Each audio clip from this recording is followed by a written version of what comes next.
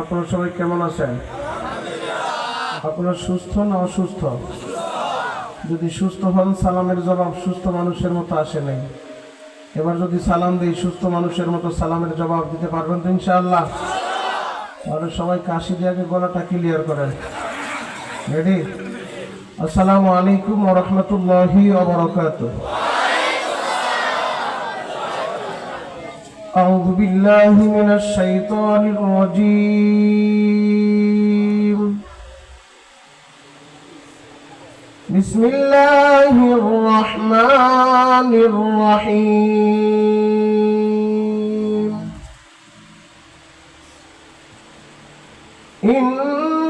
ইন্নাল্লাযীনা ক্বালু রাব্বুনাল্লাহ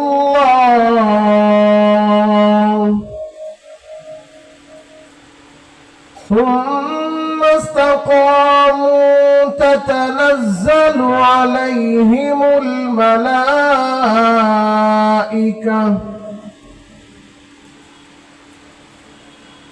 ألا تخافوا ولا تحزنوا وأبشروا بالجنة التي كنتم توعدون সাদাকাল্লাহুল আযীম।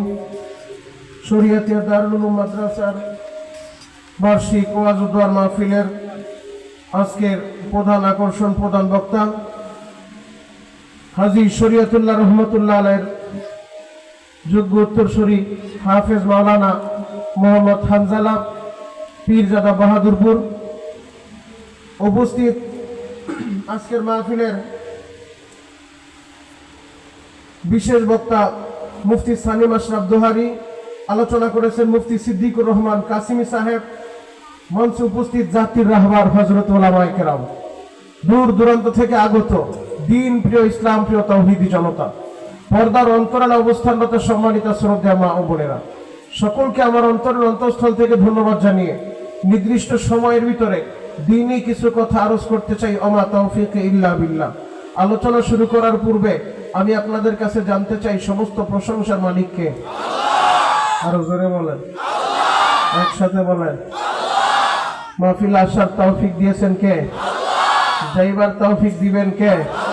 কেউ যেটা পারে না সেটা পারে কে? কেউ যেটা দেখে না সেটা দেখে কে? কেউ যেটা শুনে না সেটা শুনে কে?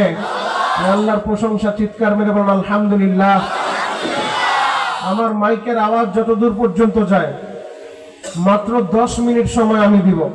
দোকানপাট খালি করে, রাস্তাঘাটের ঘোরাফেরা বন্ধ করে 10 মিনিটের ভিতরে আমার যে কলিজার টুকরা যুবকেরা এই জান্নাতের সামিয়ানায় আসবে এবং বসবে। আল্লাহ, আমি আলেম হিসেবে আপনার দামি বান্দাদেরকে নিয়ে দোয়া করে গেলাম, 10 মিনিটের ভিতরে যারা আসতে পারবে এদেরকে একবার হলে আপনি হজ করার তৌফিক দেন। আল্লাহ যারা যারা আমিন বলছে এদেরকে বারবার হজ করার তৌফিক দেন। আল্লাহ হয়তো কেউ কৃপণ থাকতে পারে যে আরেকজনের জন্য আমি দোয়া করবো, কৃপণতা করে আমিনটাও বলে নাই, আল্লাহ তারও একবার হজ করার তৌফিক দেন। আল্লাহ যারা 10 মিনিটের ভিতরে আসবে জান্নাতের এই প্যান্ডেলে বসবে, মালিক আমি আলেম হিসেবে দোয়া করে গেলাম, আল্লাহ অনেক কষ্ট করে এখানে আসছে আপনি জানেন, মালিক আমি দোয়া করে গেলাম যারা 10 মিনিটের ভিতরে আসবে একবার হলো আপনার হাবিবের চেহারা আপনি স্বপ্নে যোগে দেখায় দেন। আল্লাহ দেখেন তো কোন কোন আশিক রাসূল আমিন বলছে, যারা যারা আমিন বলছে এদেরকে বারবার স্বপ্নে যোগে আপনার হাবিবের দিদার নসিব করে দেন। দোয়াটা ভালো না খারাপ? আরো জোরে বলেন বাবারা, ভালো না খারাপ? এরপরে যদি কেউ না আসে আমার কিছু করার আছে? আসবে ইনশাআল্লাহ। 10 মিনিট পরে ময়দানে বসার জায়গাও পাবে না, কথা বলেন ঠিক কিনা? আপনাদের কাছে অনুরোধ করব বাবা কারোর সামনে 1 ইঞ্চি জায়গা খালি রেখেন না। আমি আলোচনা শুরু করার পূর্বে ময়দানটা একটু সাজায় নিতে চাই, একটু কষ্ট করেন, মেহেরবানি করে একেবারে আমার কাছাকাছি চলে আসেন। কারোর সামনে 1 ইঞ্চি জায়গা খালি থাকতে পারবে না। আব্বাজানেরা একটু কষ্ট করেন বাবা, একটু কষ্ট করেন। আমার কলিজার টুকরো যুবকেরা কাছাকাছি চলে আসেন। যে যতটুকু সামনের দিকে আগাবেন আল্লাহ যেন জান্নাতের ভিতরে আপনাদের জায়গাটা এত লক্ষ গুণ আরো বড় করে। চিৎকার মেরে বলেন আমিন। আরো জোরে বলেন আমিন। আমরা মুসলমান, আমাদের ধর্মের নাম ইসলাম। আল্লাহ তাআলা দয়া করে মুহাব্বত করে ভালোবেসে আমাদেরকে দিয়েছেন আল কোরআন। কিন্তু বড় দুঃখ আর পরিতাপের বিষয়, আমরা মুসলমান হয়ে আজকে আমাদের ইতিহাস ঐতিহ্য ভুলে যাচ্ছি। আমরা যে মুসলমান, আমার আগের বক্তা বলে গিয়েছেন, মুসলমান বিড়ালের জাতি না, আরো মুসলমানের ইতিহাস আছে, মুসলমানের ঐতিহ্য আছে। এই পৃথিবীর কোন জালিম আর দীপ্তাচারের সামনে মুসলমান মাথা নত করে না, কথা বলা ঠিক কিনা? একজনের সামনে মাথা নত করে, তিনি কে? আরো জোরে বলতে হবে, তিনি কে? এখানে কিছু কিছু আমার চাচা যে আছে, বাবা যে আছে, যাদের বাপসাপ দেখলে মনে হয় পিছনে আবার পুলিশ বাহিনীরা রাইফেল নিয়ে দাঁড়ায় আছে কিনা, যে আল্লাহর নাম বললে আবার তাদের ঘাড়ের উপরে গুলি ছোড়া শুরু করে দেয়। এমন কোন ওয়ারেন্ট কি দামুদ্দা 2 নম্বর এলাকায় জারি হয়েছে? আরো জোরে বলো, জারি হয়েছে? আরে আমি তো বিশ্বাস করি হাজী শরীয়তুল্লাহর শরীয়তপুরের মুসলমান, দামুদ্দার মুসলমান, এরা বন্দুকের সামনে দাঁড়িয়ে এদের কণ্ঠকে কেউ স্তব্ধ করতে পারবে না। এরা আল্লাহর কথা বলবে, কোরআনের কথা বলবে, ইসলামের কথা বলবে, কথা বলেন ঠিক কিনা? তাহলে মর্দে মুজাহিদের মতো আওয়াজ দিয়েন। আমি কোন দলের দালালি করতে আসি নাই, কোন নেতা নেত্রীর দালালি করতে আমি আসি নাই। আমি আপনার এলাকার সন্তান, হয়তো আমার বাড়ি শরীয়তপুর সদরে, আপনার বাড়ি দামুদ্দা, আমরা একই দেশের সন্তান। আপনাদের ভাই মনিরুল ইসলাম শরীয়তপুরি, টেকনাফ থেকে তেতুলিয়া, সারা বাংলায় ঘুরে একটা কথাই বলি, 3.5 হাত বডির ভিতরে যতদিন প্রাণ পাখি থাকবে, হকের পক্ষে, ইসলামের পক্ষে, কোরআন কায়েমের পক্ষে, দ্বীন প্রতিষ্ঠার পক্ষে এই কণ্ঠের আওয়াজ উঠবে, কথা বলেন ঠিক কিনা? আমি আপনাদের কাছে জানতে চাই, আসমানটা কার? আসমানের মালিককে। জমিনটা কার? জমিনের মালিককে। এই আলো বাতাস চলে কার নামে? নিঃশ্বাস আমরা নেই কার নামে? আমরা সব কিছু চলতেছে আমার আল্লাহর নামে। এমনকি আমাদের 3.5 হাত বডির ভিতরে যে রক্তর কণিকা চলাচল করে, এটাও কার নামে চলে? আসমান আল্লাহর, জমিন আল্লাহর, আমরা নিঃশ্বাস নেই, অক্সিজেন নেই, সেটাও আল্লাহর, সব কিছু ভোগ করি আল্লাহর। তাহলে আমার এই কণ্ঠে, ও যুবক, আমি তোমার দেশের ভাই হিসেবে বলে যাই, আমিও শরীয়তপুরের সন্তান, তুমিও শরীয়তপুরের সন্তান। আসমান যদি আল্লাহর হয়, জমিনের মালিকানা যদি আমার আল্লাহর হয়, সব যদি আল্লাহর নামে চলে, আমার 3.5 হাত বডির ভিতরে রক্ত যদি আল্লাহর নামে প্রবাহিত হয়, আল্লাহর নামে চলে, আমার এই কণ্ঠে যদি আওয়াজ ওঠে, কোন তন্ত্র আর মন্ত্রের আওয়াজ নয়, লেনিন আর কার্ল মার্ক্সের আদর্শ বাস্তবায়নের আওয়াজ নয়, মুসলমান হিসেবে আমার কণ্ঠে আল্লাহু আকবার ধ্বনি উঠতে হবে, আল্লাহু আকবার ধ্বনি উঠবে।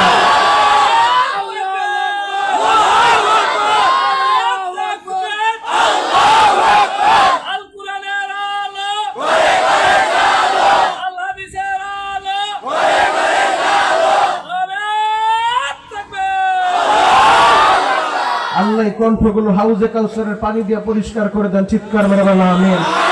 আরো জোরে বলেন আমিন। আমি কথা বলবো কোরআন থেকে। ও যুবক, এক নজরে আমার দিকে তাকায় থাকো। ও শরীয়তপুরের যুবক, এই যে আপনার আওয়াজ দিলেন আল্লাহু আকবার, যার বাংলা অর্থ হচ্ছে সবচাইতে বড় কে? সব চাইতে বড় আল্লাহ। যেই বান্দা বলে আমার আল্লাহ সব চাইতে বড়, ওই বান্দার আল্লাহ ছোট রাখতে পারে না, তারে দুনিয়াতেও সম্মানিত করবে, মরার পরে জান্নাত দিয়ে ধন্য করবে, কথা বলেন ঠিক কিনা? আল্লাহর গুণগান গায়, আমার বান্দা আমার বড়ত্বের প্রশংসা করছে, আমার বান্দা আমার প্রশংসা করছে, অতএব আল্লাহ ওই বান্দারে সম্মানিত করবে। যুবক, মুসলমানের বোমার কামান লাগে না, মুসলমানদের আল্লাহ একটা ইমানি পাওয়ার দিয়া দিছে, যেই পাওয়ারের নাম আল্লাহু আকবার। এই তাকবীরের সামনে বেঈমানগুলা দাঁড়াইতে গেলে হিসাব করে দাঁড়ায়। মুসলমান যখন আল্লাহু আকবার জবানে উচ্চারণ করে দেয়, বেঈমানদের দিলের ভিতরে ভূমিকম্প শুরু হয়, কথা বলেন ঠিক কিনা?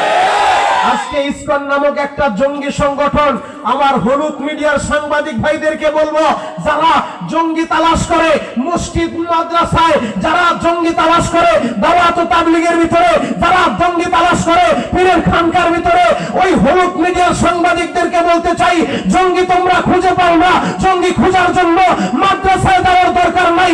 আজও পর্যন্ত কোন মাদ্রাসায় জঙ্গিবাদের ট্রেনিং হয় নাই, কোন মাদ্রাসায় অস্ত্রের ট্রেনিং হয় নাই, আজও পর্যন্ত কোন মাদ্রাসায় টেন্ডারবাজির ট্রেনিং হয় নাই। জঙ্গি যদি দেখতে চাও, প্রকাশ্যে দিবালোকে আমার চট্টগ্রামের বীর চট্টলার, আমার মুসলমানের সন্তান শহীদ সাইফুল ইসলাম আলিমকে, যে জঙ্গি সংগঠনের ইসকনের সদস্যরা যারা প্রকাশ্যে দিবালোকে মানুষের সামনে জবাই করলো, শহীদ করলো, ওরাই প্রকৃত জঙ্গি, কথা বলে ঠিক কিনা? 5 তারিখে গণঅভ্যুত্থানের পরে আমার দেশের আলেম ওলামা, আমার দেশের পীর মাশায়েখেরা, আমার দেশের আশিক রাসূলরা রাতের ঘুম হারাম করে মন্দির পাহারা দিয়েছে। কথা বলেন ঠিক কিনা? আমরা মুসলমানরা মন্দির পাহারাদারি করলাম, আর ইসকন সংগঠন ওরা প্রকৃতপক্ষে সনাতন ধর্ম অবলম্বী না, ওরা ইহুদিদের একটা এজেন্ট। ওরা চায় বাংলাদেশের সাম্প্রদায়িক সম্প্রীতি নষ্ট করে দাঙ্গা লাগানোর ফিকির করে। কথা বলেন ঠিক কিনা? একের পর এক তাদের চক্রান্ত সব দিবালোকের ন্যায় সুস্পষ্ট হয়ে যাচ্ছে। তবে আমরা আজকের এই মাহফিল থেকে, শরীয়তপুর দামোদর জমিন থেকে আমরা বর্তমান অন্তর্বর্তীকালীন সরকারের কাছে আমরা উদারত আহ্বান জানাইতে চাই, অতি দ্রুত এই জঙ্গি সংগঠনকে শাহজালালে বাংলায় নিষিদ্ধ করতে হবে। কথা বলেন ঠিক কিনা? যদি নিষিদ্ধ না করেন তাহলে ওরা যদি গৌর গোবিন্দের ভূমিকায় আসে, এদেশের 95% মুসলমান শাহজালালের ভূমিকায় ময়দানে দাঁড়ায় যাবে। কথা বলেন ঠিক কিনা? আরো জোরে বলতে হবে ঠিক কিনা? শাহজালাল ইয়ামানী কেন এসেছিলেন বাংলাদেশে? কেন এসেছিলেন? নিজ থেকে আসেন নাই, তিনি তো বাংলাদেশের সন্তান না, ইয়ামানের পীর ছিলেন শাহজালাল ইয়ামানী। কথা বলেন ঠিক কিনা? ইয়ামানের পীর খানকায় বসে আছে, খানকায় তাসবিহ তাহলিল আদায় করে ঘুমিয়ে আছে। হঠাৎ করে স্বপ্নে যুগে মদিনার নবী আদেশ দিয়ে দিয়েছে, শাহজালাল রে আর খানকায় বসে থাকার সময় নাই, ওই সোনার বাংলাদেশে আমার একজন উম্মত, আমার একজন আশিক বুরহানুদ্দিন, যার নাম, যারে আল্লাহ একটা ছেলে সন্তান দিছে, ছেলে হওয়ার পরে খুশিতে সে আকিকা করার জন্য একটা গরু জবাই করছিল। এই অপরাধের কারণে ওই জালিম গৌর গোবিন্দ বুরহানুদ্দিন নামক আশিক রাসূলের সামনে তার দুধের বাচ্চাটারে জবাই করে দিছে। বাবার চোখের সামনে বাচ্চাকে যদি জবাই করা হয়, পৃথিবীর কোনো বাপ সইতে পারে না। কথা বলেন ঠিক কিনা? বাচ্চার সামনে বাচ্চারা যদি একটা মশায় কামড় মারে, ওই মশার আঘাত বাচ্চার শরীরে লাগার আগে বাবার কলিজায় লাগে, মায়ের কলিজায় লাগে। কথা বলেন ঠিক কিনা? ওই বাবা কিভাবে সহ্য করবে যে আমার চোখের সামনে আমার দুধের বাচ্চাটাকে জবাই করছে? অপরাধ, সে আকিকা করছে, গরু জবাই করছিল। কিন্তু বুরহানুদ্দিনের ক্ষমতা ছিল না। বুরহানুদ্দিন নবীর আশিক ছিল, আল্লাহর খাঁটি বান্দা ছিল। তার অস্ত্র ছিল না, তার বাহিনী ছিল না, সে ছিল মাজলুম। গৌর গোবিন্দ ছিল জালেম, জালেমের ভূমিকায় গৌর গোবিন্দ থাকছে। ইতিহাস সাক্ষী দেয়, যুগে যুগে যত বড় ক্ষমতাধর হোক না কেন, জালিম যারাই হয়েছে, একটা জালিমও টিকতে পারে না। কথা বলেন ঠিক কিনা? মুহতারাম হাজিরিন, গৌর গোবিন্দ ছিল মাজলুম, চোখের পানি ঝরে আল্লাহরে ডাক দিছে, আল্লাহ আমার ক্ষমতা নাই, আমার বাহিনী নাই, কিন্তু তুমি আছো। মাজলুমের ডাক আল্লাহ শুনে কি শোনে না? ওই আল্লাহ এখনো আছে না নাই? আছে না নাই? নাকি আল্লাহ বুড়া হয়ে গেছে? আল্লাহর ক্ষমতা আছে না নাই? নাকি আল্লাহর ক্ষমতা দুর্বল হয়ে গেছে? যে আল্লাহ বদরের মাঠে সাহায্য করছে, ওই আল্লাহ এখনো আছে না নাই? যে আল্লাহ হুদের ময়দানে সাহায্য করছে, ওই আল্লাহ এখনো আছে না নাই? গৌর গোবিন্দ জালেম, বুরহানুদ্দিন মাজলুম আল্লাহরে শুধু ডাকার মতো ডাক দিছে। মদিনার নবী স্বপ্নে যোগী ইয়ামানের পীর শাহজালাল ইয়ামানীরে দেখায় দিছে, শাহজালাল রে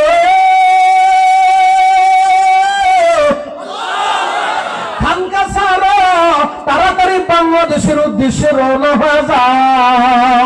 জালিম গৌর গোবিন্দ আমার আশিক, আমার উম্মত বুরহানুদ্দিনের ছেলেটারে আহারে জবাই করে দিছে, তুমি রেডি হয়ে যাও। শাহজালাল ইয়ামানী মদিনার নবীর স্বপ্ন দেখা ঘুম ভাঙার পরে আর দেরি করে নাই, তাড়াতাড়ি বলে আমার মুরিদিরা তোমরাও রেডি হয়ে যাও, এখনই বাংলাদেশে রওনা হয়ে যাব। বাংলার উদ্দেশ্যে রওনা দিছে। লম্বা আলোচনা বাবা, একেবারে সার সংক্ষেপে বলে যাই। আমি যেই জিনিসটা আপনাদেরকে বুঝাইতে চাই, আমি আমার মূল টার্গেটের দিকে আপনাদেরকে নিয়ে যাব। এক নজরে তাকায় থাকে শাহজালাল ইয়ামানী 360 মুরিদের নিয়ে যখন সুরমা নদীর তীরে চলে আসে, এই দিক দিয়ে জালিমের কানে সংবাদ আসছে, ইয়ামানের পীর শাহজালাল ইয়ামানী 360 জন মুরিদ নিয়ে আপনার বিরুদ্ধে যুদ্ধ করতে আসবে। কি করা যায়? বলে সুরমা নদী থেকে সব নৌকাগুলো সরায় দাও, একটা নৌকা থাকবে না, মাঝি নাই, মাল্লা নাই, পারাপারের কোনো ব্যবস্থা নাই, নদী পার হয়ে আসতেও পারবে না, যুদ্ধও করতে পারবে না। আল্লাহর ওলি শাহজালাল ইয়ামানী যখন সুরমা নদীর তীরে তাকাইছে, ডানে তাকায় বামে তাকায়, একটা নৌকা নাই, মাঝি নাই, কিভাবে সে নদী পার হবে? হঠাৎ করে তার মেধার ভিতরে আল্লাহ ঢুকায় দিছে, আরে যেই যায় নামাজে দাঁড়ায় নামাজ পড়ার কারণে আল্লাহ 30,000 বছরের রাস্তা পুল সিরাতের পুল পার করায় দিতে পারে, ওই আল্লাহ নদীও পার করাইতে পারে। কথা বলে ঠিক কিনা? পারে কি পারে না? আরো জোরে বলেন, পারে কি পারে না? শাহজালাল ইয়ামানী মুরিদদেরকে ডাক দিয়ে বললেন, আমার মুরিদেরা তোমরা অপেক্ষা করো, আমি একটু যাই নামাজটা বিছায় পরীক্ষা করি। এক কদম সামনে যায়, আবার দুই কদম পিছনে আসে। আমি তো নবী না, আমি নবীর সাহাবীও না, আমার কথা কি আর নদীর পানি শুনবো নি? এরপরেও তার চিন্তা, আমি নবী না, নবীর সাহাবীও না, আমি তো নিজ থেকে আসি নাই, মদিনার নবী আমার পাঠাইছে, আমি নবীর আদেশ পেয়ে আসছি। আল্লাহর উপরে ভরসা কইরা সুরমা নদীতে যায় নামাজ বিছায়া দিছে। শাহজালাল ইয়ামানি যায় নামাজে দাঁড়াইয়া সিজদা লুটা পড়ছে গো বাবা আমার আল্লাহ। মাঝি সারা মাল্লা সারা নৌকা পার করা দিছে, নদী পার করা দিছে। যায় নামাজের সাহায্যে নদী পার হইয়া শাহজালাল ইয়ামানি গৌর গোবিন্দের বিল্ডিং এর সামনে দাঁড়ায় একটা ককলে বোমা ফোড়ায় নাই, একটা গুলি করে নাই, কারণ তারা রাইফেল আর পিস্তল নিয়ে আসে নাই, তরবারি নিয়ে আসে নাই, যায় নামাজ নিয়ে আসছে, মিসওয়াক আর তাসবিহ নিয়ে আসছে। শাহজালাল ইয়ামানি বলে, আমার মুরিদদের মধ্যে থেকে একজন দাঁড়ায় যাও, উঁচু টিলার ভিতরে দাঁড়ায় আল্লাহু আকবার, আল্লাহ সবচাইতে বড়, আযান দেওয়া শুরু করো। যখন আল্লাহু আকবার আযান দেওয়া শুরু করছে, এই তাকবীরের এত পাওয়ার, এত পাওয়ার, আল্লাহু আকবার শব্দ শুনে গৌর গোবিন্দের বিল্ডিং এর ইটাগুলা বালু থেকে আলাদা হওয়া, বিল্ডিং এর ইটাগুলা খসে খসে পড়ে গেছে। গৌর গোবিন্দ পেছন দরজা দিয়ে পালাইতে বাধ্য হয়েছে। সেই শাহজালাল উত্তরসূরিরা আবার তোমরা জাগ্রত হও। 95 ভাগ মুসলমানের দেশে হাজী শরীয়তুল্লাহর বাংলায়, শামসুল হক ফরিদপুরের বাংলায়, হাফিজজির বাংলায়, পীরজির বাংলায়, সৈয়দ ফজলুল করিমের বাংলায়, ইসহাকের বাংলায়, কারি ইব্রাহিম সাহেবের বাংলায়, আবার যদি আল্লামা সাঈদীর বাংলায়, আর আবার যদি সেই শাহজালাল ইয়ামানির উত্তরসূরিরা আবার ময়দানে দাঁড়া যাইতে পারো, আল্লাহু আকবার বলে গুটি কয়েক ইসকনের সদস্য ওরা পালানোর রাস্তা খুঁজে পাবে না। রাজি আছেন না নাই? আর জোরে বলেন রাজি আছেন না নাই? সাউন্ড তার একটু ভাষা আর একটু উঠাও, আল্লাহু আকবার বলেন তো। খারাপ লাগতেছে? শেষ করে দিব? আর পাইলিং চলতেছে, আল্লাহু আকবার বলেন। আর জোরে বলেন আল্লাহু আকবার। একটা আয়াতে কারিমা আপনাদের সামনে আমি তেলাওয়াত করছি, যে আয়াতের ভিতরে আল্লাহ দুইটা গুণের কথা উল্লেখ করেন। কয় গুণ? সবাই বলেন আরো জোরে। এত সময় আসরের পর থেকে আলোচনা হচ্ছে, ওলামায়ে কেরাম আলোচনা করছে, এখানে আপনাদের কাজ দুইটা। এক নাম্বার কাজ হলো, যে আলোচনাগুলো তারা করছে, যেটা গ্রহণ করা যায়, যে কোরআন সুন্নাহ থেকে আপনাদেরকে নামাজ পড়ার কথা বলছে, রোজা রাখার কথা বলছে, হজ করার কথা বলছে, মা বাবার খেদমতের কথা বলছে, যেই ভালো কাজগুলো আছে তা গ্রহণ করতে হবে, আর যেটা মন্দ কাজ আছে সেটাকে পরিত্যাগ করতে হবে। কথা বলেন ঠিক কিনা? ভালোটা গ্রহণ করবেন, খারাপটা পরিত্যাগ করবেন। এই দুইটা কাজ। রাত যেমন এক, দিন যেমন এক, রাত আলাদা, দিন আলাদা, এই জায়গায় দুইটা, ভালো একটা, মন্দ একটা, রাত একটা, দিন একটা। অতএব আমার আল্লাহ এই আয়াতের ভিতরে দুইটা গুণের কথা বলছেন। এক নাম্বার গুণ আল্লাহ বলছেন, ইন্নাল্লাযীনা ক্বালু রাব্বুনাল্লাহ, নিশ্চয় যারা বলবে আমাদের রব আল্লাহ। আমাদের রবকে মোহাব্বতে বলেন না আল্লাহর নাম, ইয়া আল্লাহ, ইয়া আল্লাহ। নিশ্চয় যারা বলবে আমাদের রব আল্লাহ, আলহামদুলিল্লাহ সুম্মা আলহামদুলিল্লাহ। এক নাম্বার গুণটা আপনাদের অর্জন হয়েছে, আমার অর্জন হয়ে গেছে। সবাই একবার শুকরিয়া আদায় করেন আলহামদুলিল্লাহ। কারণ আমরা স্বীকার করছি আমাদের রবকে। এখানে যে যেই দলের হন না কেন, যে যেই পীরের মুরিদ হন না কেন, এটা আমার দেখার দরকার নাই। তবে আমাদের মূল বক্তব্য একটাই, আমরা সবাই স্বীকার করছি রব আমাদের আল্লাহ। এখন বাকি রইল দ্বিতীয় নম্বর গুণ। আমরা যে বললাম রব আমার আল্লাহ, সুম্মাস্তাকামু, এই কথার উপরেই থাকতে হবে, মৃত্যু পর্যন্ত অটল এবং অবিচল থাকতে হবে। এই কথার উপরে থাকতে গিয়ে আপনার উপরে হামলা আসতে পারে, মামলা আসতে পারে, জেল হইতে পারে, আপনার ফাঁসির কাস্টেও ঝুলাইতে পারে। যেই পরিস্থিতি আসুক না কেন, কোন পরিস্থিতিতে বাতিলের সামনে মাথা নত করা যাবে না। জবানে স্বীকার করছি রব আমার আল্লাহ, এই কথার উপরে থাকতে চাই, এই কথার উপরে মরতে চাই। কথা বলা ঠিক কিনা? সাহাবা সাহাবায়ে কেরামের ইতিহাস দেখেন, সাহাবায়ে কেরাম এই কথার উপরে থাকতে গিয়ে নিজের জীবনটা দিয়া দিয়েছেন, কলিজা দিয়া দিয়েছেন, কল্লা দিয়া দিয়েছেন। এরপরেও কিন্তু এই কথা থেকে চুল পরিমাণ দূরে সরে যায় নাই। কারণ আল্লাহ জান্নাত একটা বানাইছেন, জাহান্নাম একটা বানাইছেন। জান্নাতে যাইতে চাইলে ঈমান নামক এই সম্পদটা লাগবে। কারণ ঈমান নামক এই সম্পদের এত দাম, এত দাম। যদি কারো ঈমান না থাকে, সে যত ভালো কাজ করুক, যত দান করুক, যত মসজিদ মাদ্রাসা করুক, যত রাস্তাঘাট আর নলকূপ করে দেখ না কেন, ঈমান যদি না থাকে জান্নাত তার নসিব হবে না। যার জ্বলন্ত প্রমাণ, আমার নবীর চাচা আবু তালেব আমার নবীরে এতটা ভালোবাসছে, আমার নবীরে এতটা সাপোর্ট দিছে, আমার নবীরে এতটা মুহাব্বত করছে। আবু তালেব আমার নবীর জন্য নিজের হাতে খাবার উঠা নবীর মুখে খাবারের লোকমা তুলে দিছে। এত ভালোবাসার পরেও আবু তালেব সে ঈমান আনতে পারে নাই। মৃত্যুর সময় আমার নবী চাচার মাথার কাছে বৈশা বুক ভরা ব্যথা নিয়ে বলতে চায়, চাচা একবার বলেন লা ইলাহা ইল্লাল্লাহ। কেনই দাওয়াত দেয় জানো? জানো আমার নবীর আল্লাহ যতগুলো উপাধি দিছে এর ভিতরে একটা হলো ওয়াদাইয়ান ইলাল্লাহ। আমার নবী হলেন আল্লাহর পথে ডাকেন, আল্লাহর পথে দাওয়াত দেন, দাঈ ইলাল্লাহ। আমার নবী চাচার মৃত্যুর শয্যায় শায়িত বড় আশা নিয়া, বুক ভরা ব্যথা নিয়া চাচারে বলে, চাচা গো একবার শুধু বলেন লা ইলাহা ইল্লাল্লাহ। আপনার কাজ হলো এই কথাটা বলা, ঈমান না, বাকি কাজ আমি মুহাম্মদের। আবু মুহাম্মদ আপনারে সুপারিশ করে জান্নাতে নিতে পারবো। ও চাচা সারা জীবন আমারে ভালোবাসলেন, ও চাচা সারা জীবন আমারে সাপোর্ট দিলেন, ও চাচা বড় বিখ্যাত আমার মাথার উপরে ছিলেন। আপনি শেষ মুহূর্তে যদি ঈমান হারা হয়ে বেঈমান হয়ে যান, আমি মুহাম্মদ আপনার ভাতিজা সর্বশ্রেষ্ঠ পয়গম্বর হওয়ার পরেও ময়দানে মাহশারে আপনার কোনো উপকার করতে পারবো না। কারণ ঈমান নামক এই সম্পদের এত দাম, এত দাম, দুনিয়া একদিকে চলে যেতে পারে, কোনো ঈমানদার তার ঈমান ছাড়তে পারে না। কথা বলেন ঠিক কিনা?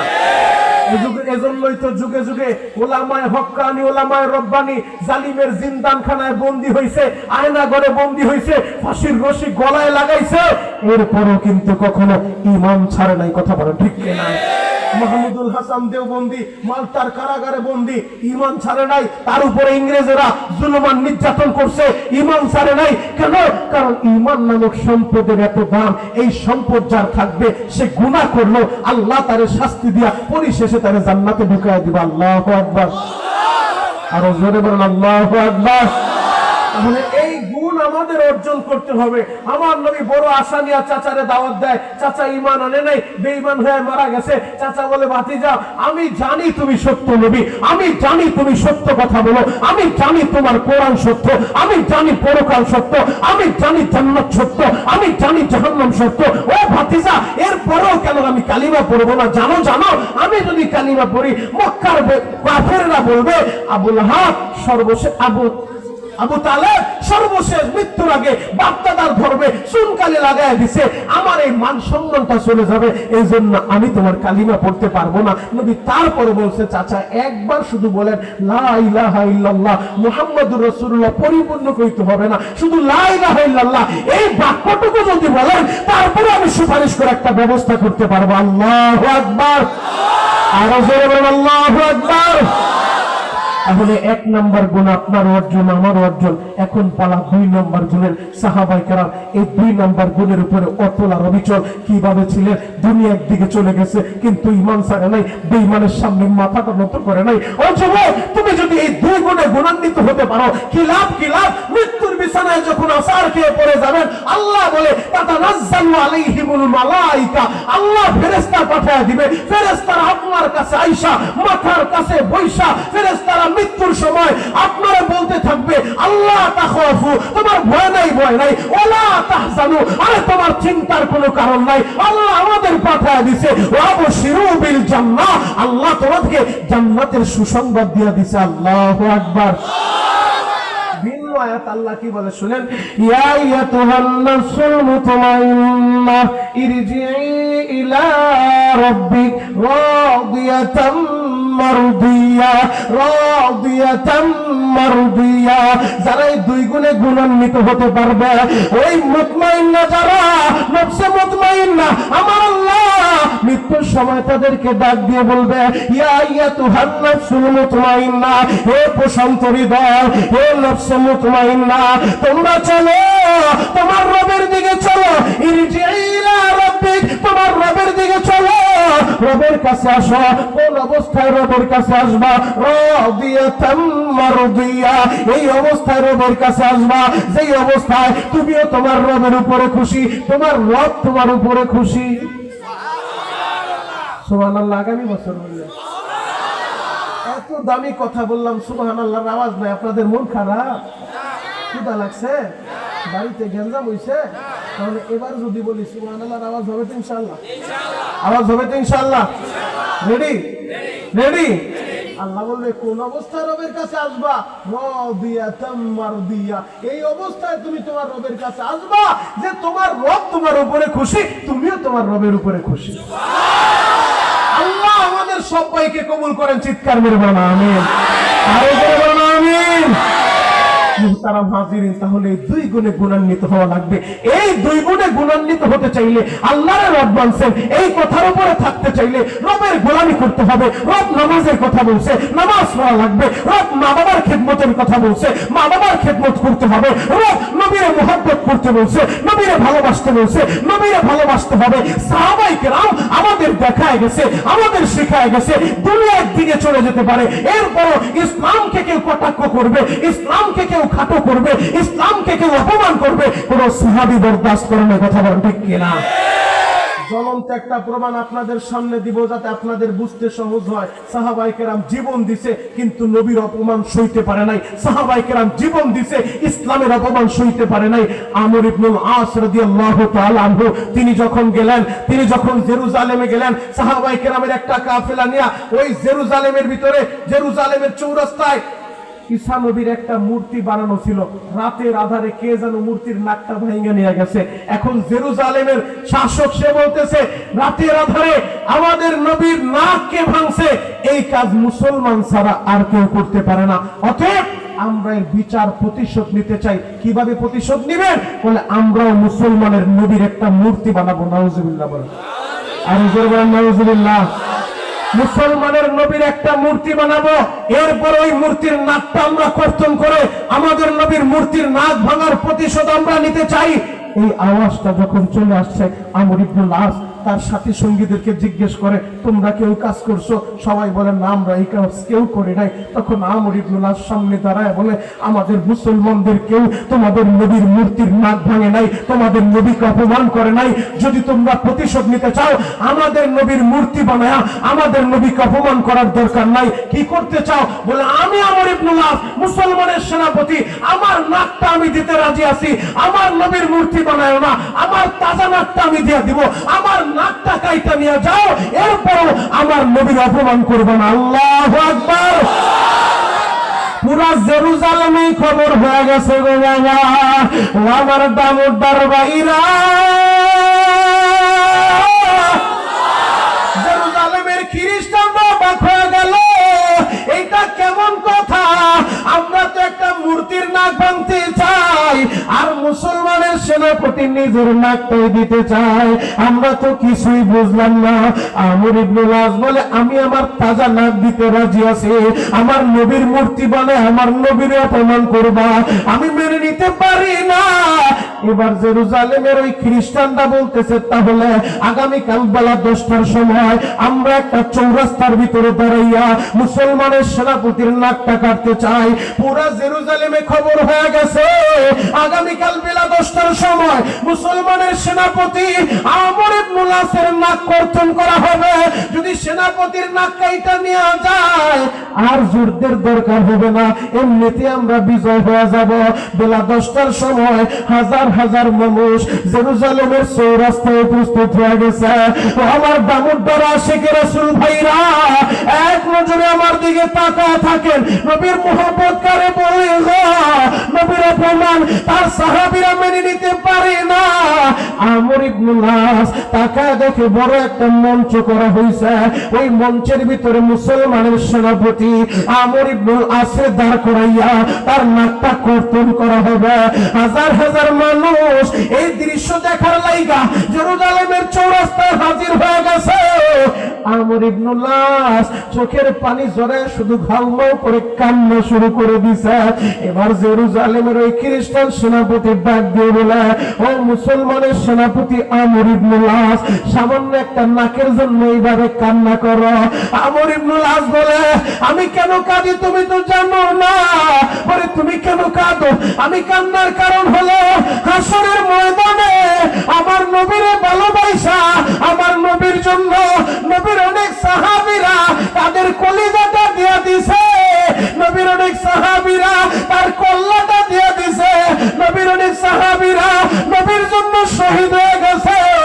আমি আমর ইবনুল আস, আমি তো আমার নবীরে ভালোবাসা আমার কল্লাটাও দিতে পারলাম না।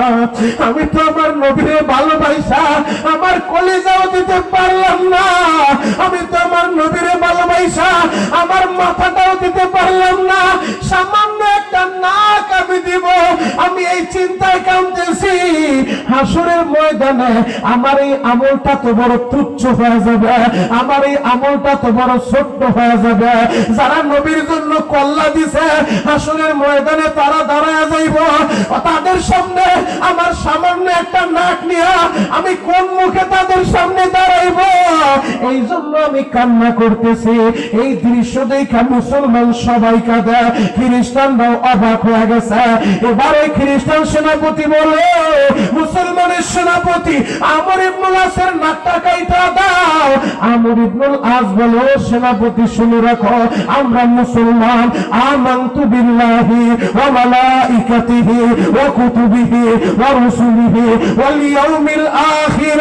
আমরা শুধু আমার নবীর উপরে ঈমান আনি নাই, আমরা সমস্ত নবীদের উপরে, সমস্ত রাসূলদের উপরে, সমস্ত আসমানি কিতাবের উপরে, ফেরেশতাদের উপরে আমরা ঈমান এনেছি।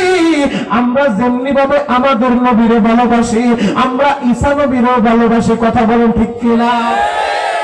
আমরা মুসলমান, আমাদের দিলে শুধু আমাদের নবীর মোহাব্বতই না, সব নবীর আমরা ভালোবাসি, সব নবীর উপরে ঈমান আনছি, আমরা আসমানের ফেরেশতাদের উপরে ঈমান আনছি। আমর ইবনুল আস বলে, আমাদের মুসলমানদের মধ্য থেকে কেউ তোমার নবীর নাক কাটে নাই, এরপরও আমি কেন আমার নাকটা দিতেছি জানো? জানো? বলে, কেন? আমি চাই আমার নবীর মূর্তি বানায় যেন আমার নবীরে তোমরা অপমান করতে না পারো। আল্লাহু আকবার। দরকার হলে আমি আমার নাক দিব, কল্লা দিব, আমার নবীর অপমান মেনে নিব না। দামুদ্দার মুসলমান, নবীর সাহাবীরা নবীরে ভালোবাসা কল্লা দিতে চায়, নবীরে ভালোবাসা কলিজা দিতে চায়, নবীরে ভালোবাসা জীবন দিতে চায়, নবীর অপমান মেনে নিতে পারে না। আর আমার 56,000 বর্গ মাইল আমার সোনার বাংলাদেশে, তাবলীগওয়ালাদের এই দেশে, ওলি আল্লাহদের এই দেশে, পীর মাশায়েখদের এই দেশে আজকে নাস্তিকগুলা আমার নবীর নিয়ে কটু কথা বলে, আজকে নাস্তিকগুলা আমার নবীর নারী নবী বলে অকথ্য ভাষায় গালিগালাজ করে। তুমি প্রতিবাদ করতে সাহস পাও না, তুমি কোন দল করো, কোন পীরের মুরিদ আমি দেখতে চাই না। আমি শুধু অঙ্গীকার নিতে চাই, আরেকটা বার যদি টেকনাফ থেকে তেতুলিয়ায় কোন নাস্তিক আমার নবীরে গালি দেয়, আমার নবীর নিয়ে কটু কথা বলে, ও যদি দামুড্ডা এলাকায় জন্ম নেয়, নেতা ভাইদেরকে সাথে নিয়ে সবাই হাতে হাত রেখে ওই নাস্তিকের হাতের নাগালে পাইলে ওর দাঁত ভাঙা জবাব দিতে কে কে তৈরি আছো? হাত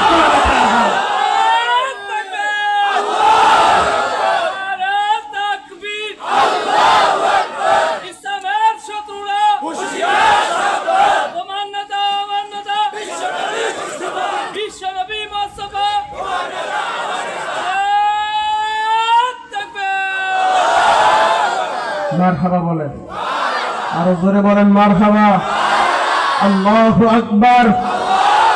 ও যুবক ভাইরা, হাজী সাহেব বাবাজিরা টানে ভাবে নজর নাই, এক নজরে আমার দিকে তাকায় থাকেন গো বাবা। আমর ইবনুল আস চোখের পানি জড়ায় কান্দে। আমি সামান্য একটা নাক আমার নবীর মোহাব্বতে বইরা আমার নাকটা আমি দিয়া দিব, এই আমলটা তো বড় ছোট্ট। যখন তার নাকটা কেটে দিবে গো বাবা, আহারে ছুরিটা নিয়ে সামনের দিকে অগ্রসর হয়। আমর ইবনুল আসের নাকের ভিতরে ছুরি চালায় দিবে। হঠাৎ করে পিছন দিক থেকে এক খ্রিস্টান পাদ্রী চিৎকার মেয়েরা বলে, ও সেনাপতি শুনো, ছুরি চালায়ও না, মুসলমানের নাক কাইটো না, মুসলমান সেনাপতি আমর ইবনুল আসের শরীরে টাচ কইরো না, একটাবার আমার কথাটা শুনো। সবাই তার দিকে তাকাইছে, কি হইল কি হইল, আমাদের পাদ্রীর আবার কি হইল?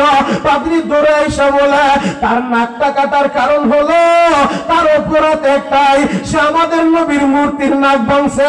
এই অপরাধে যদি তার নাকটা কাটো, তাহলে আমার দিকে তাকা দেখো, ওই যে আমাদের নবীর মূর্তির নাকটা আমার হাতের ভিতরে দেখা যায়, ওই নাক ভাঙার অপরাধে যদি তার নাক কাটতে হয়, আমার ইবনুল আসের নাক না, আমার নাকটাই কাইটা দাও।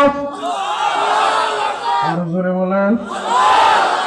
সবাই অবাক হয়ে গেছে, কি হইলো কিছুই তো বুঝলাম না, মুসলমান সেনাপতির নাক কাটবো, তোমার হাতে আমাদের নবীর মূর্তির নাক গেল কিভাবে? তখন ওই খ্রিস্টান পাদ্রী বলে, আমি চেয়েছিলাম মুসলমানের নবীর অপমান করতে, এই জন্য রাতে অন্ধকারে কোন মুসলমান আমাদের নবীর মূর্তির নাক ভাঙে নাই। আমার উদ্দেশ্য ছিল আমি গোপনে আমাদের মূর্তির নাকটা ভেঙে দিব, তাহলে সবাই বুঝবে এই কাজ মুসলমান ছাড়া কেউ করে নাই, অতএব মুসলমানের নবীর মূর্তি বানায়া তার নাক ভাঙবে। আমি চাইছিলাম মুসলমানের নবীর অপমান করতে, কিন্তু আমি দেখলাম আরে মুসলমান এরা তো তার নবীরে তাদের জীবনের চেয়ে বেশি ভালোবাসে। মুসলমান নবীর জন্য নিজের নাক দিতে চায়, মুসলমান নবীর জন্য নিজের কলিজা দিতে চায়, মুসলমান নিজের নবীর জন্য গর্দান দিতে চায়, নবী তারা জীবনের চেয়ে বেশি ভালোবাসে। ও তোমরা সাক্ষী রাখো, আমি খ্রিস্টান পাদ্রী বড় মজলিসে সকলের উপস্থিতিতে জানায় দিলাম, আমি মুসলমান যে তার নবীরে ভালোবাসে, এই ভালোবাসাটা দেখা আমি এই মুহূর্তে কালিমা পড়ে মুসলমান হয়ে গেলাম। আর যদি বলেন, বাংলাদেশে অনেক সময় আমরা দেখতে পাই মূর্তির হাত ভাঙে, পা ভাঙে, নাক ভাঙে, কিন্তু এই দোষ চাপানো হয় মুসলমানের উপরে। এই ইহুদিদের এজেন্ডা বাস্তবায়নের জন্য ইসকনের সদস্যরাই একের পর এক বিভিন্ন মূর্তির ভিতরে আক্রমণ করেছে, বিভিন্ন মন্দির আক্রমণ করেছে।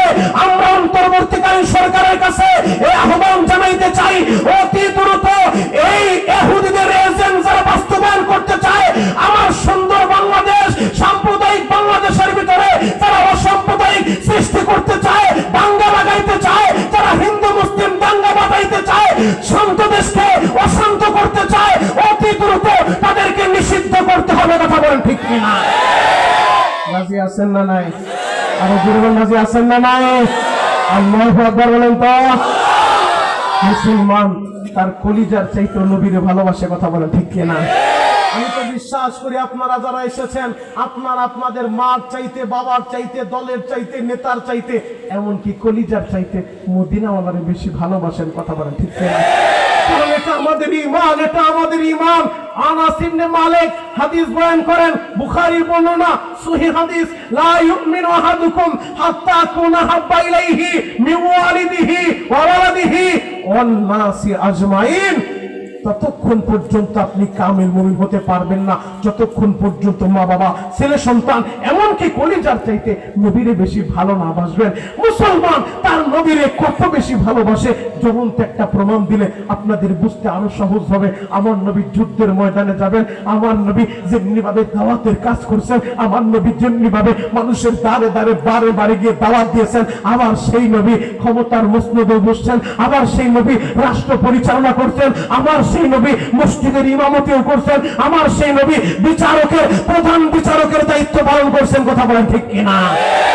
কারণ কেউ যদি চায়, কোন নেতা যদি চায় সে সমাজের ভিতরে ভালো একজন বিচারক হবে, সে যেন বিচারক মুহাম্মদুর রাসূলুল্লাহ সাল্লাল্লাহু আলাইহি ওয়াসাল্লামের লাইফ স্টাইল ফলো করে। কোন নেতা যদি চায়, কোন শ্বশুর যদি চায় আদর্শবান একজন শ্বশুর হবে, সেটা হলো হযরত আলীর শ্বশুর মুহাম্মদুর রাসূলুল্লাহ জীবন ইতিহাস ফলো করে। কোন জামাই যদি চায় সে একজন আদর্শবান জামাই হবে, সে যেন হযরত আবু বকরের জামাই মুহাম্মদুর রাসূলুল্লাহ জীবন ইতিহাস ফলো করে। কোন বাবা যদি চায় আদর্শবান বাবা হবে, সে যেন ফাতেমার বাবা মুহাম্মদুর রাসূলুল্লাহ জীবন ইতিহাস ফলো করে। কোন স্বামী যদি চায় আদর্শবান স্বামী হবে, সে যেন আম্মা জান খাদিজার স্বামী, আম্মাজান আয়েশার স্বামী, আম্মাজান হাফসার স্বামী মুহাম্মদুর রাসূলুল্লাহ জীবন ইতিহাস ফলো করে কেউ যদি চায় আদর্শবান ব্যবসায়ী হবে, ও ডামুড্ডার ব্যবসায়ীরা, সে যেন ব্যবসায়ী মুহাম্মদুর রাসূলুল্লাহর জীবন ইতিহাস ফলো করে। কোন রাষ্ট্রপতি যদি চায় আদর্শবান রাষ্ট্রপতি হবে, সে যেন রাষ্ট্রপতি মুহাম্মদুর রাসূলুল্লাহর লাইফস্টাইল ফলো করে। আল্লাহু আকবার। আমরা তো এমন এক নবী পেয়েছি, আমাদের নবীর জন্ম থেকে মৃত্যু পর্যন্ত, দোলনা থেকে কবর পর্যন্ত সর্ব সেক্টরে আমাদের জন্য আদর্শ রেখে গেছেন। কথা বলেন ঠিক কিনা? আরো জোরে বলেন ঠিক কিনা? আপনি কিভাবে খাবার খাবেন, কিভাবে ঘুমাইতে যাবেন, কিভাবে পোশাক পরবেন তো পোশাক খুলবেন, কিভাবে গোসল করবেন, কিভাবে বাথরুমে ঢুকবেন, কিভাবে আপনি জরুরত সারবেন, সব কিছু আমাদের নবী, ইসলামের নবী মুহাম্মদুর রাসূলুল্লাহ তার উম্মতদেরকে শিখিয়ে গেছে। আল্লাহু আকবার। হে যুবক ভাইরা, হাজী সাহেব, বাবাজিরা, ডানে বামে নজর নাই, এক নজরে তাকায় থাকেন গো বাবা। আমার নবী রণাঙ্গনে যাবেন, হঠাৎ করে যুদ্ধের এলান হয়ে গেছে। এই এলান হওয়ার পর নবীর আদরের একজন সাহাবী, সেও নবীর সাথে রওনা হয়েছে। তার ছোট্ট একটা বাচ্চা আছে 7 বছর, যার বয়স, নাম তার বশির। বশিরের মা দুনিয়ায় বাইচা নাই, বাবার সাথেই থাকে, বাবাই তারে ঘুম পড়ায় দেয়। নবী যখন যুদ্ধের এলান দিয়া দিছে, বশিরের বাবা তো নবীর সাথে যুদ্ধের ময়দানে যাওয়ার জন্য রেডি হয়ে গেছে। ছেলেটাও বইলা যায় নাই যে বাবা আমি যুদ্ধের ময়দানে যাব, আমি শুধু বুঝাইতে চাই নবীর সাহাবীরা নবীরে কতটা ভালোবাসে। 2 গুণে গুণান্বিত হতে চান তো আল্লাহকে রব মানছেন, এই কথার উপরে থাকতে হবে।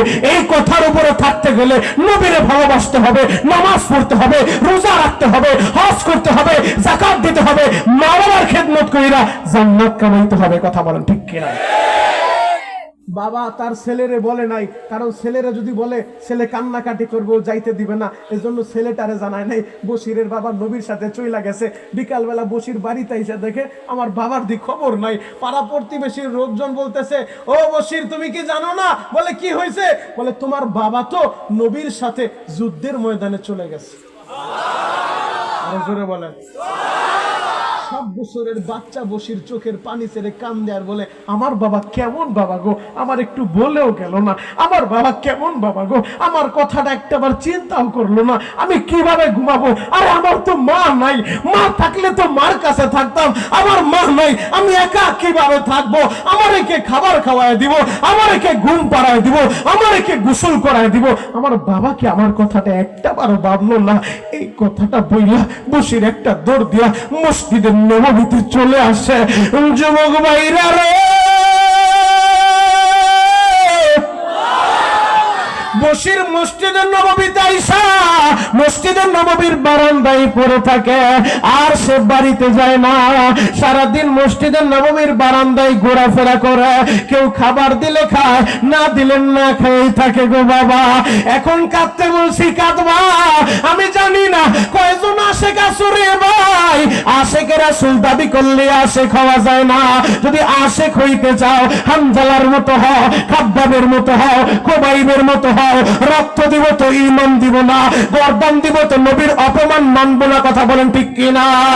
তো আমার ডামুড্ডার ভাইরা, বশির সারাদিন মসজিদের নববীতে ঘুরে, বিকাল বেলায় মসজিদের নববীতেই পড়ে থাকে, বাড়িতে আর যায় না। কয়েকদিন পরে যুদ্ধ যখন শেষ হয়েছে, নবী আমার মসজিদের নববীতে আসতেছেন, মদিনার দিকে ঢুকতেছে।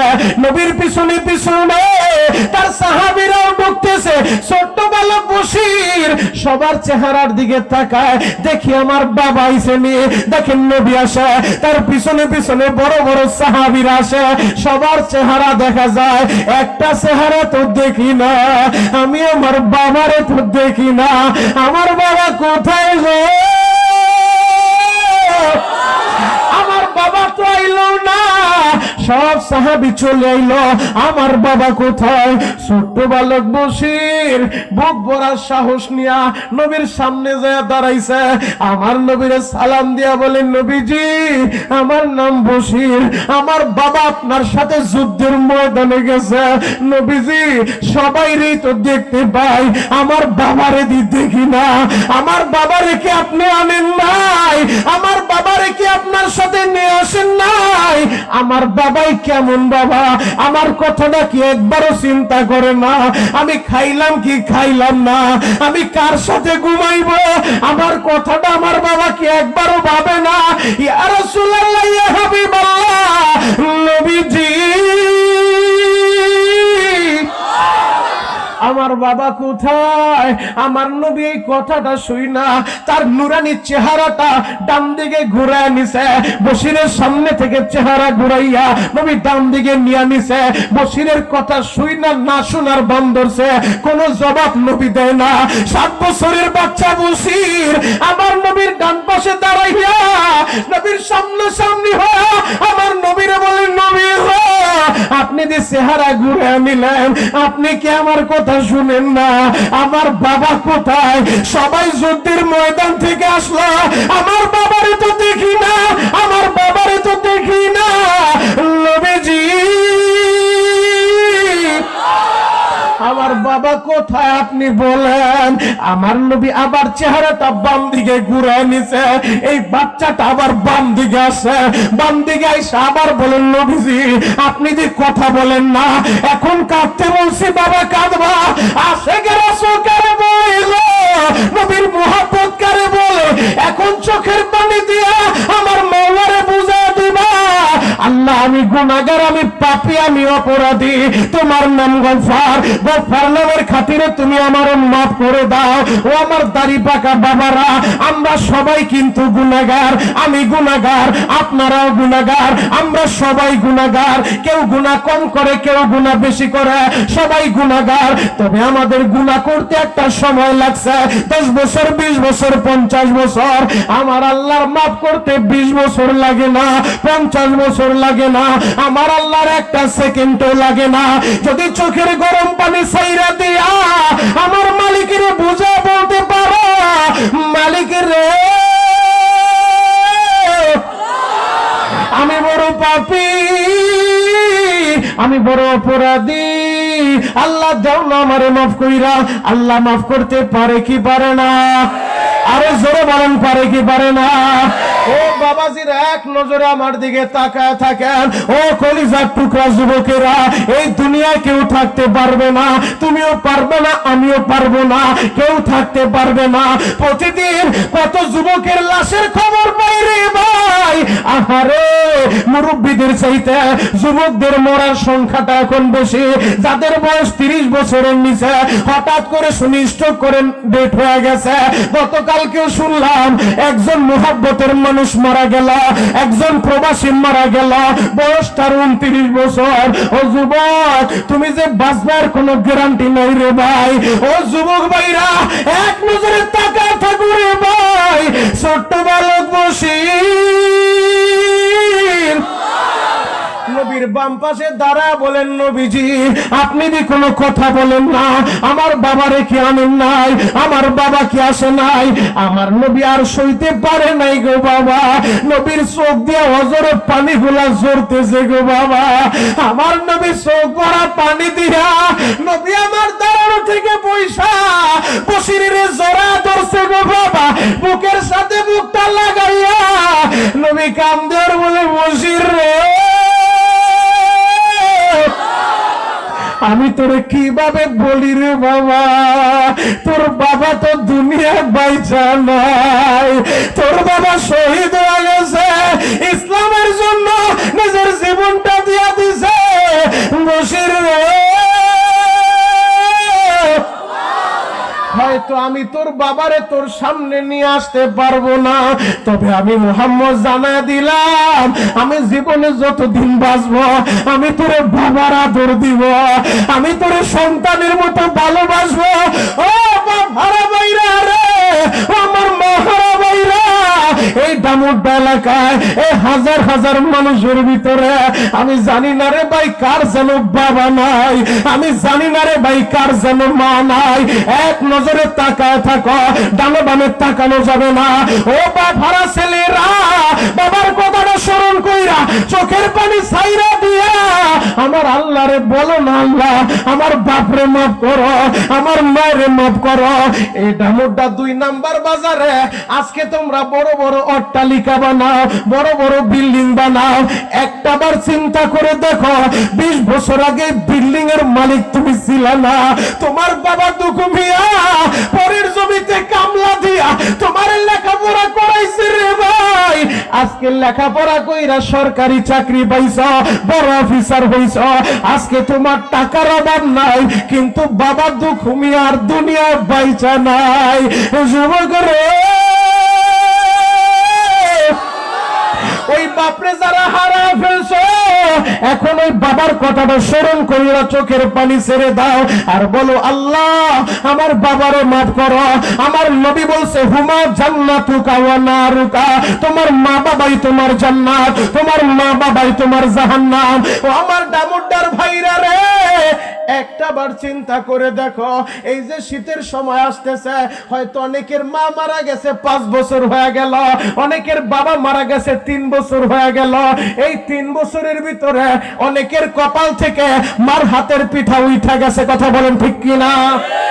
মা কি জিনিস রে ভাই, যারা হারাইছে তারা বুঝবো। আমি একটু দেখি তো কার কার মা নাই। যার মা মারা গেছে একটা হাত উঁচা করেন, আর যার বাপ মারা গেছে আর একটা হাত উঁচু করেন। আল্লাহ তাকায় দেখেন, বাবারা সন্তান গুলা আপনার একটু হাতটা উঁচা করে রাখেন। ও যুবক, তোদের যাদের বাপ আছে তাদের দিকে একটু তাকায় দেখ, তোদের যাদের মা আছে তাদের দিকে একটু তাকায় দেখ। মা হারা সন্তানদের বুকের ভিতরে কত ব্যথা, এই বুকটা ভাইরা দেখ, মার জন্য বুকের ভিতরে কত ব্যথা। যুবক, কোনোদিন ওই বাপ মারে কষ্ট দিস না। আল্লাহ যাদের মা বাবা মারা গেছে এখনই কবর জান্নাতের বাগান বানায় দেন। চিৎকার মেরে বলেন আমিন, আর জোরে বলেন আমিন। হাতটা নামান ভাই। আমার নবী বলছে তোমার মা বাবা তোমার জান্নাত, তোমার মা বাবা তোমার জাহান্নাম। আরে আমার নবী জানে মা হারানোর কি ব্যথা, বাপ হারানোর কি ব্যথা। কেন জানো? আমার নবী জীবনে বাবার কোলে উঠতে পারে নাই। আমার নবী জীবনে বাবারে বাবা বইলা দাইকা কলিজা ঠান্ডা করতে পারে নাই। আমার নবী মার আদরটা ঠিক মতো পায় নাই। 6 বছর বয়সে মা মারা গেছে, এজন্যই নবী মা বাবার পক্ষে ওয়াজ করে, এজন্যই নবী এতিমদের পক্ষে ওয়াজ করে। আমার নবী এতিমের সম্রাট। ও যুবক, আমি তোদের পা ধরে বলে যাব, এই হাজার মানুষের সামনে যদি যুবক তুই বলতে পারো শরীয়তপুরি ভাই আমার পা ধরলে আমি আমার মা বাবার খেদমত করব, আমি সম্মানিত ব্যক্তিদেরকে সামনে নিয়ে বলে গেলাম আমি তোদের পা ধরতে রাজি আছি। এরপরে মায়েরে কোনোদিন কষ্ট দিস না। তোর মায়েরে কষ্ট দিয়া তুই যদি আমারে দোয়া করতে বলস, আর আমি শরীয়তপুরি কেন, তুই যদি বাহাদুরপুরের পীর সবাই না দোয়া করস, শুধু বাহাদুরপুরের পীর কেন, তুই যদি মক্কার ইমামাই না কাবার ইমামাই নাও দোয়া করস, মার বর দোয়া তোর অ্যাকাউন্টে থাকলে কাবার ইমামের দোয়াও কাজ হবে না। কথা বলেন ঠিক কিনা? আবার ইমামও দোয়া কইরা কিছু করতে পারবে না যদি মার বর দোয়া তোর পক্ষে বিপক্ষে থাকে। এই জন্য মার দোয়া নিবি, মার বর দোয়া নিবি না। মার দোয়াটা খুব সিরিয়াস, ডাইরেক্ট কবুল হয়, ডাইরেক্ট। এই দোয়ার ভিতরে কোনো পর্দা থাকে না। যুবক রে, যারা মা হারাইছে রে ভাই, একমাত্র তারাই বুঝবি। আর যাদের মা আছে রে ভাই, মা থাকতে মার কদর কর, বাপ থাকতে বাপের কদর কর। আরে প্রবাসী ভাইরা, প্রবাসের বাড়িতে যদি কোনো বিপদে পড়ে, এই ডামুড্ডার অনেক ছেলে প্রবাসে থাকে, সৌদি দুবাই অনেক ছেলে থাকে, এই প্রবাসীদের কাছে জিজ্ঞেস কইরা দেখো মার জন্য কত ব্যথা তাদের। আহারে প্রবাসী ছেলে ওই প্রবাসে থাকা যদি অসুস্থ হয়ে যায়, ওই প্রবাসী সন্তানের অসুস্থতার খবর পশু পাখি জানার আগে মার কলিজায় খবর হয়ে যায়। কথা বলেন ঠিক কিনা? যুবকরা, মা কারে বলে রে ভাই, জ্বলন্ত একটা প্রমাণ আমি তোমাদেরকে তুলে ধরব। এখন কাঁদতে বলছি, কাঁদবা। ও মায়ের পাগল সন্তানেরা, ও বাবার পাগল সন্তানেরা, যেই মা নিজে না খাইয়া এই সন্তানের খাওয়াইছে, যেই মা 2.5 বছর তোমার আমারে দুধ পান করাইছে। এই শীতের সময় এখন তো অত্যাধুনিক যুগ, বাচ্চারে প্যাম্পাস পরায়। তুমি আর আমি যখন ছোট্ট ছিলাম রে ভাই, তখন তুই প্যাম্পাস ছিল না। শীতের সময় বাচ্চা ডান পাশে প্রস্রাব করে দিছে, খেতাটা ভিজায় দিছে, মা সন্তানের তাড়াতাড়ি বাম পাশে নিয়ে আসে। আবার সন্তান শীতের সময় এই পৌষ মাসের শীতের ভিতরে বাম পাশে প্রস্রাব করে দিয়া বিছানাটা ভিজায় দিছে। মা দুঃখিনী নিজে ভিজা জায়গায় শুইয়া সন্তানের শুকনো জায়গায় শুয়াইছে। ও যুবক, কেমনে ওই মায়ের কষ্ট দিছে ভাই। আজকে ফেসবুক ইউটিউবে দেখা যায় কত যুবক মায়েরে মাইরা ঘর থেকে বের করে, বাবারে মাইরা ঘর থেকে বের করে। ওদের মতো পোড়া কপাল এই পৃথিবীতে আর কেউ নাই, কথা বলেন ঠিক কি না? আরে মা,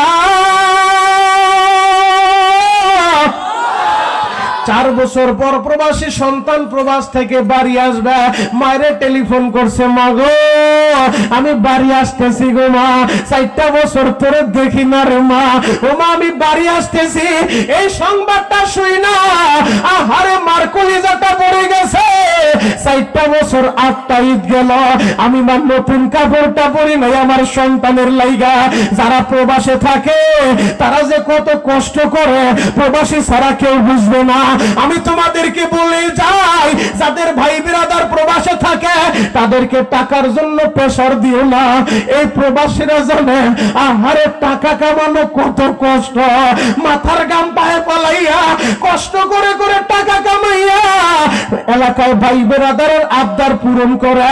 ঈদের দিনে সন্তান যখন মায়ের ফোন দেয়, মা বলে বাবা তুই কি করস? বলে মা আমি তো আনন্দে আছি, ঘোরাফেরা করতেছি। ও বাবা কি খাইছ? তখন ছেলের কণ্ঠ শুই নাই, মা ধরে ফেলে, আমার জাদু তো ডিউটিতে আছে, আমার জাদু ঈদের দিনও কাজ করে। আমি মা কেমনে নতুন কাপড় পরি? মা দুঃখিনী কাপড়ের আঁচল দিয়া ঈদের দিনও চোখটা মুছে। ওই প্রবাসীরা ঈদের দিনও ডিউটি করে, এরপরে মায়ের ফোন দিয়া বলে আমি ভালো আছি, আমি আনন্দে আছি। এজন্যই আমি তোমাদেরকে বলি, কারণ আমার এই শরীয়তপুরের অনেক ছেলে প্রবাসে থাকে, ওই প্রবাসীদেরকে কখনো টাকার জন্য চাপ দিও না। ওই প্রবাসীরা জানে কতটা কষ্ট। আমি শরীয়তপুরে নিজের চোখে দেখে আসি, সৌদি গেলে দেখা যায় আমার কত প্রবাসী ভাই বছরের পর বছর অবৈধভাবে থাকে, এক কাপড়ে মাসের পর মাস কাটা দেয়, ওই গুহার ভিতরে যা থাকে রে ভাই, দিনের আলোতে আসতে পারে না।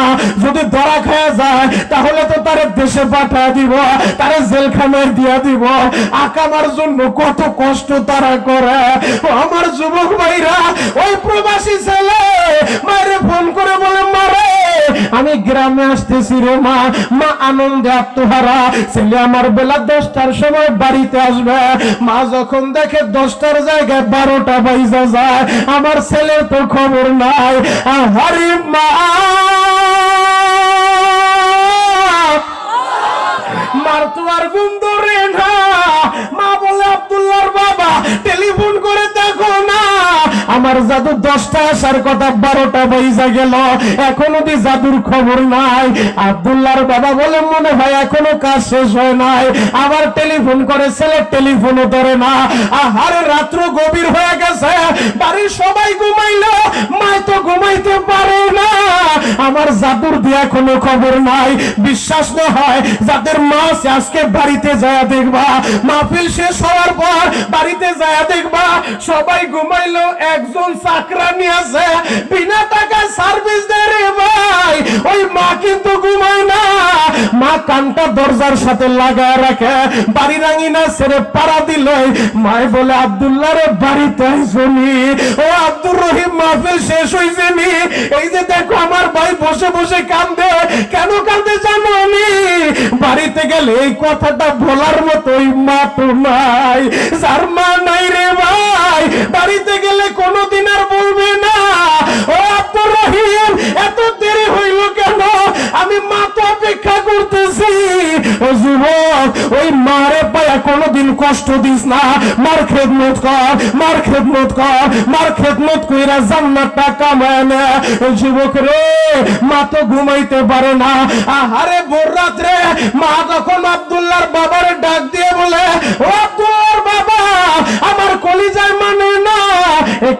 টেলিফোন কইরা দেখো কি অবস্থা। টেলিফোন করে আব্দুল্লাহ তো রিসিভ করে না। দীর্ঘ সময় পর ওপার থেকে কে যেন টেলিফোনটা রিসিভ করছে। রিসিভ করার সাথে সাথে বলে, কে তুমি? আব্দুল্লাহর বাবা কান্দে আর বলে, আমি মোবাইলওয়ালার বাবা। এইটা তো আমার সন্তানের ফোন, তবে কণ্ঠটা তো আমার সন্তানের না। আমি মোবাইলওয়ালার বাবা, আমার ছেলে কোথায়? অপর প্রান্ত থেকে বলে, ও আব্দুল্লাহর বাবা, এখনো বাড়িতে বসে আছো? আরে গাড়ি অ্যাক্সিডেন্ট কইরা রাস্তার ভিতরে কয়েকটা লাশ পইরা রইছে, লাশ পইরা রইছে।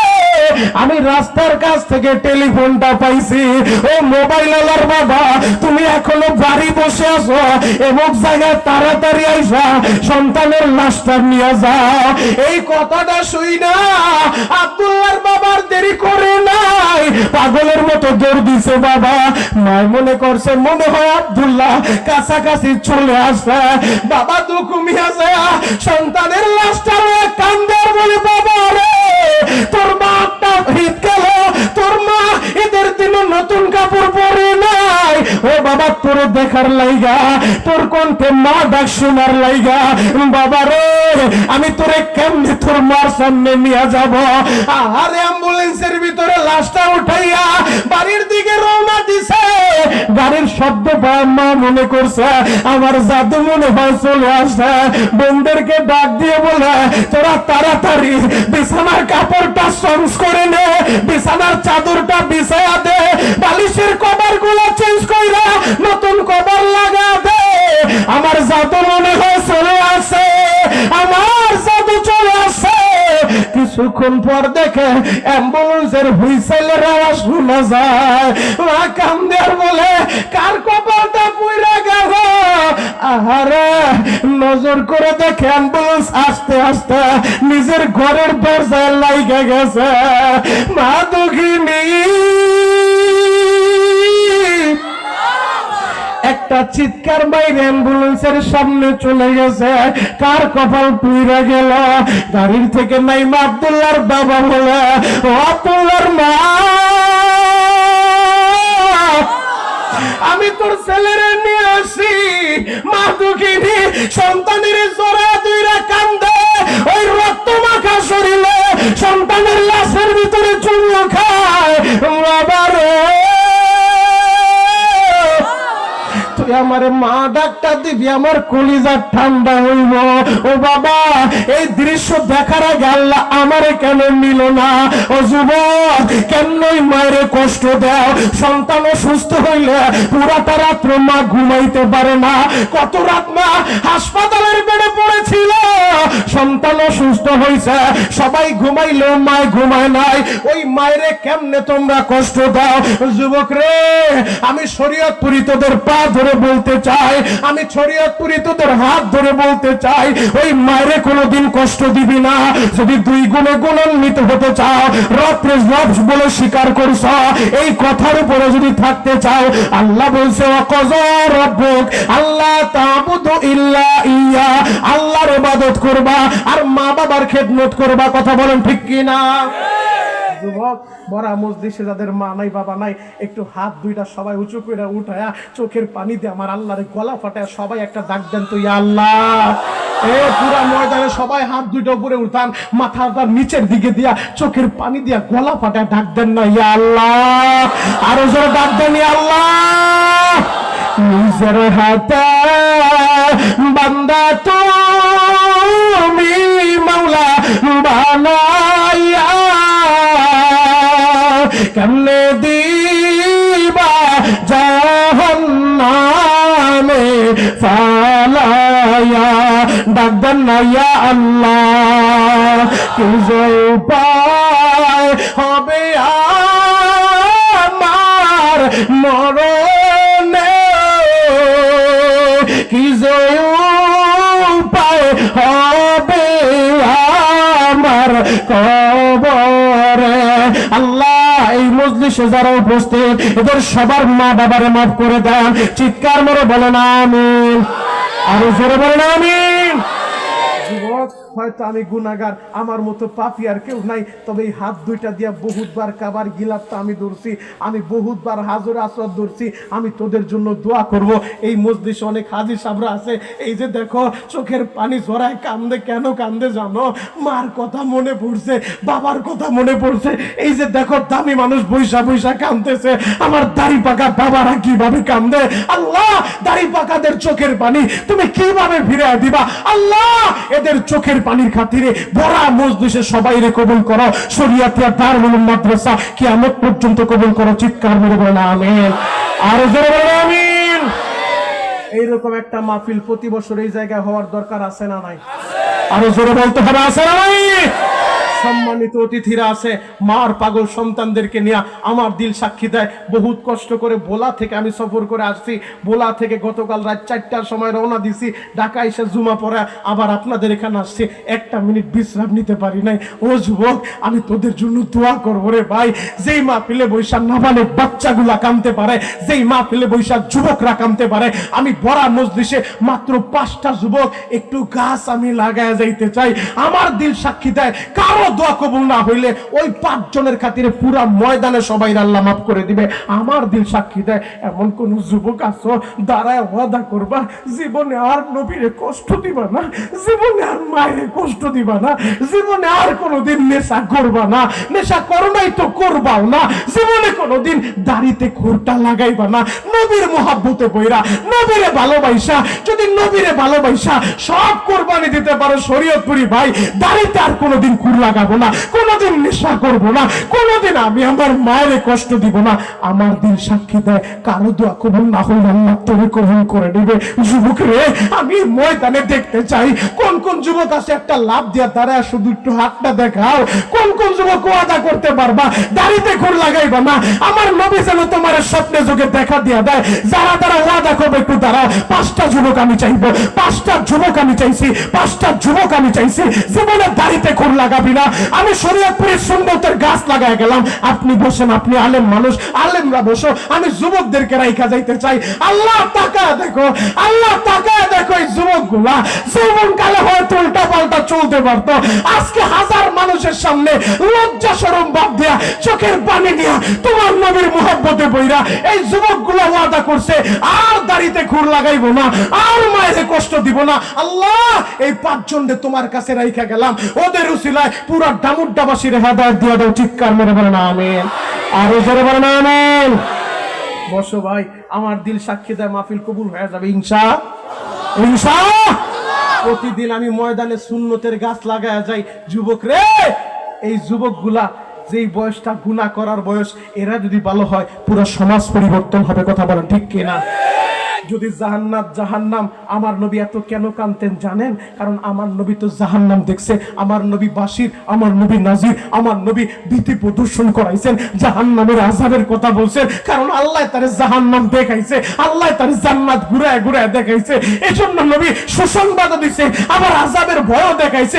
যুবক রে, ওই জাহান্নাম যদি তোমরা দেখতা, কোনোদিন তোমাদের মুখে হাসি ফুটতো না, তোমরা কাঁদতে কাঁদতে শেষ হয়ে যাইতা। আজকে এদের চোখের পানি বৃথা যাবে না। সময় মাত্র 30 সেকেন্ড। আমি জানি না কার দোয়া কবুল হয়ে যাবে। আল্লাহ আমারে বাঁচায় রাখলে এই রমজান আবার কাবার গিলাফ দইরা আমি তোদের জন্য দোয়া করব।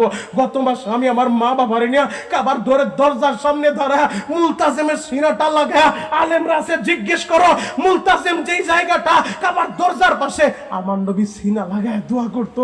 জাতির পিতা ইব্রাহিম কাবা ঘরটা বানায়া মুলতাজিমের সিনা লাগায়া হাত দুইটা ছড়ায় দিয়া দোয়া করছে। আমি গুনাহগার বহুতবার সিনা লাগা ওই জায়গায় দোয়া করছি আর বলছি, আল্লাহ, বাংলাদেশে গেলে যত মাহফিলে যাব, যত মায়ের পাগল সন্তানগুলা আমার হাতে হাত দিয়ে ওয়াদা করব তোমার নবীর মুহাব্বতে পয়রা এরা তারিতে খুর লাগাইব না, তোমার নবীর মুহাব্বতে পয়রা সুন্নতকে অনুসরণ করব, কোরআন সুন্নাহ অনুযায়ী চলব। মালিক, এদেরকে একবার হইলো তোমার ঘর দেখাইবা। যুবক, আমি রমজান আল্লাহ বাঁচায় রাখলাম, আমি তোদের জন্য কাবার গিলাফ ধরে দোয়া করব। সময় মাত্র 30 সেকেন্ড। সম্মানিত নেতৃবৃন্দরা আছে, অতিথিরা আছে, এলাকার সুনামধন্য ব্যক্তি ব্যক্তিবর্গরা আছে। ও যুবক, 30টা সেকেন্ডের ভিতরে এমন কোন মার পাগল ছেলে কি আসো ও শরীয়তপুরি ভাই, যে জান্নাতের মাহফিলে বৈশা যুবকরা কান্দে, দাড়ি পাকারা কান্দে।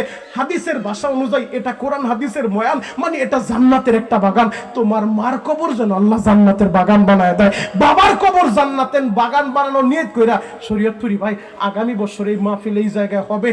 আমি আমার মার কবর জান্নাতের বাগান বানানোর নিয়ত করে আমি একাই এই প্যান্ডেলটা করে দিব, জান্নাতের বাগানটা সাজায় দিব। আল্লাহ যেন আমার মায়ের একটা জান্নাতের বাগান দেয়, অথবা আমার মা অসুস্থ, আল্লাহ যেন আমার মাটারে সুস্থ করে দেয়, আল্লাহ যেন আমার মক্কা মদিনা দেখায়। আল্লাহ যারে দাঁড় করাইবা তার মা বাবার আগে তুমি মাফ করে দিবা, চিৎকার মেরে বলেন আমিন।